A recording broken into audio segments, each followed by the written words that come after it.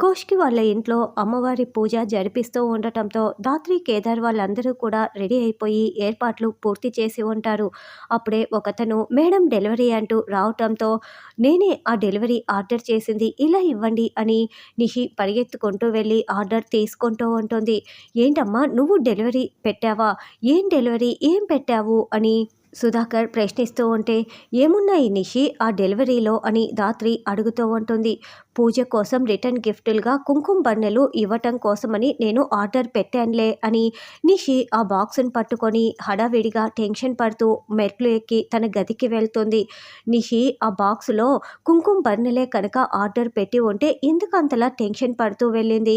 అందరి ముందు ఓపెన్ చేసి చూడొచ్చు కదా అంటే ఖచ్చితంగా ఆ బాక్సులో కుంకుమ బన్నెలు కాకుండా ఏదో ఉన్నాయి, అదేంటన్నది కనిపెట్టాలి అని ధాత్రి అంటుంది. నిషి తన గదికి వెళ్ళి ఆ బాక్స్ని ఓపెన్ చేసి అందులో మీనన్ పంపిన వజ్రాలని బయటికి తీస్తుంది. ఇక కుంకుమ బర్నెలలో మొత్తం కూడా వజ్రాలు పోసేసి ఆ వజ్రాలు పైకి కనిపించకుండా కుంకుమ పోసేస్తుంది. ఇక పూజ కోసమని ముత్తైదువులందరూ రావటంతో రండి రండి అంటూ నిషి దగ్గర ఉండి రిసీవ్ చేసుకుంటూ ఉంటుంది. హాల్లో పూజ జరుగుతూ ఉంటే ధాత్రికి డౌట్ వచ్చి కుంకుమ బర్నెలని చెక్ చేద్దామని నిషి గదికి వెళ్తుంది. ఈ అనుమానపు పిశాచి జగదాత్రి నా గదికి ఎందుకు వెళ్తోంది? దీనికి డౌట్ వచ్చి కుంకుమ బర్నెలను ఓపెన్ చేసి చూస్తే ఇంకేమైనా ఉందా? అందులో ఉన్న వజ్రాలన్నీ బయటపడిపోతాయి. ఎట్టి పరిస్థితుల్లోనూ అది చూడకూడదు అని నిషి అనుకుంటూ టెన్షన్ పడుతూ ధాత్రి వెనకాలే తాను కూడా పరుగులు పెడుతూ పైకి వస్తూ ఉంటుంది.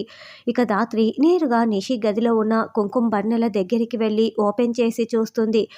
ఏంటి ఇందులో కుంకుమే కదా ఉంది, బహుశా కుంకుమ లోపల ఏమైనా ఉన్నాయా అని ధాత్రి అనుకుంటూ వాటిని చూడటానికి చెయ్యి పెడుతుంది. అప్పుడే సరిగ్గా నిషి అక్కడికి వస్తుంది. మరి ధాత్రి చెక్ చేసి కనిపెట్టేస్తుందా లేకుంటే నిషి తెలివిగా తప్పించుకుంటుందా అన్నది రానున్న ఎపిసోడ్లో తెలుసుకుందాం.